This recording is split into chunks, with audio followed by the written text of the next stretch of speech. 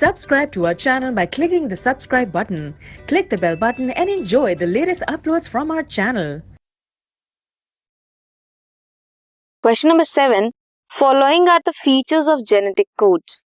What does each indicate? कौन कौन से? Stop codon, unambiguous codon, degenerate codon and universal codon. Stop codon नाम से पता लगता है does not code for amino acid, and stop means it will terminate the synthesis of polypeptide chain. Example is UGA, UAA and UAG. Next is unambiguous codon. One codon code for one amino acid. Degenerate codon. More than one codon code for amino acids.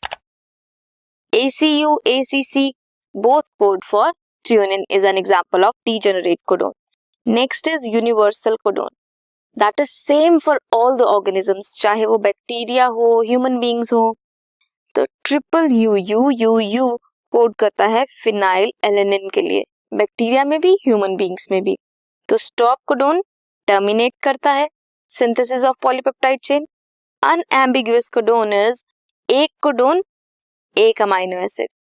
Degenerate codon क्या है? One codon for many codon for one amino acid. This was question number 7.